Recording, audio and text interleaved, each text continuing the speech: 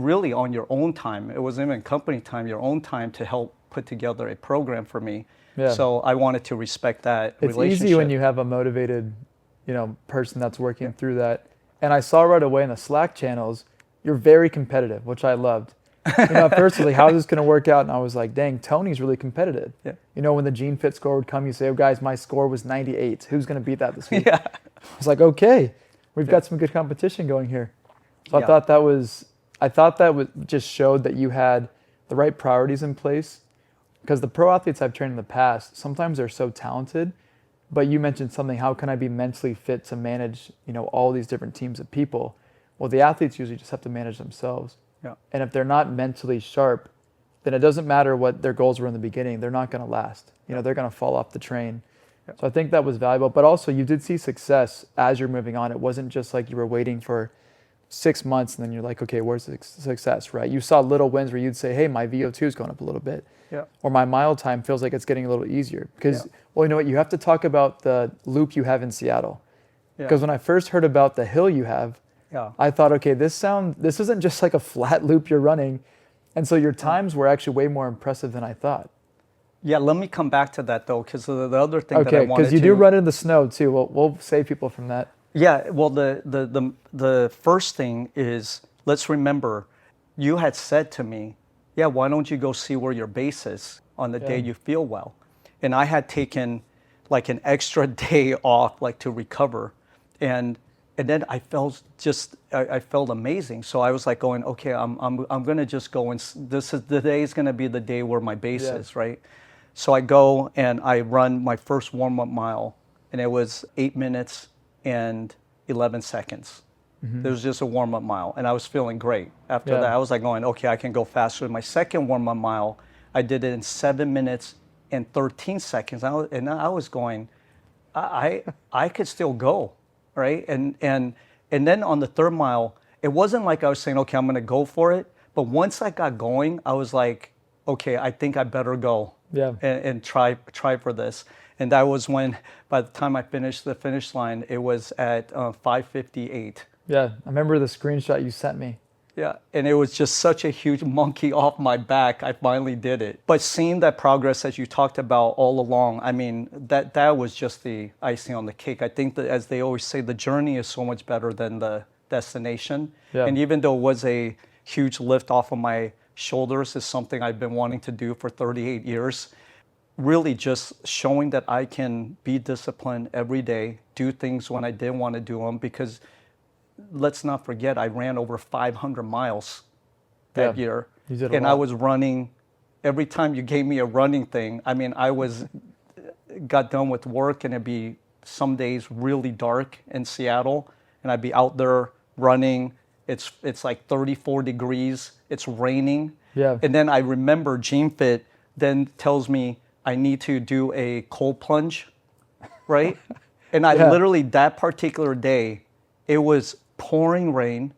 It was, I believe it was around 34, 35 degrees outside. And I go out there and I run whatever the mileage was that you wanted me to run. Yeah. And then I come back and I just said, okay, I'm just going to go do this. And the water up in Seattle is like freezing in the winter. Okay. So like the bathtub was probably, I'm guessing 47 degrees. Yeah. And I literally just submerged myself in that. And then I felt like, man, if I can do this, I can do anything. Well, you do the cold showers, which I think are more difficult. So you're so used to doing that. So the plunge, you're like, well, I think I can do this. But one thing, I think, Mike, I was talking to you about this, that Tony and I connect on really early on, is that if we commit to getting a workout done, we'll get it done. Yeah. So sometimes you'll see on my Instagram that it's 8:45 at night.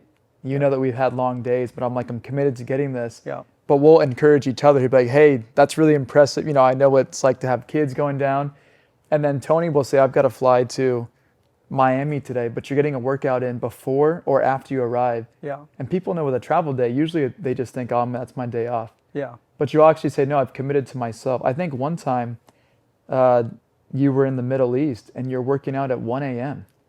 And I was like, Tony, why are you texting me? And you're like, because I committed to get my workout done before I go to bed. Yeah. And so you had a full day of meetings, and then you had your workout at 1 a.m. and you went to bed at 2 a.m. Not that we're promoting like a badge for, sacrificing sleep, but it was more just that you saying this is a commitment to myself. And so I'm going to do the hard things because I know that the journey will help me get to, newer destinations, whatever those goals are. Yeah, well, two things about travel. One is it was great that you proactively was saying, okay, Tony, now you're going to be traveling. Let's figure out what is going to be the right program for you. Because traveling is going to be different than when you have everything available, like in your house or at the gym that you go to. And then, the second thing though is when you're traveling, your circadian rhythm gets completely off whack. And the best way to get it back on track is to literally go work out right after you land, and then just keep that regimen going. And do you change something with your timing of your meals when you travel? I thought you do something interesting. Sometimes, depending on how many time zones you're traveling. It's a sleep. It's actually not the eating. It's like, so I will always try to, like the day before of my travel, I try to get on the same schedule as where my destination is going to be.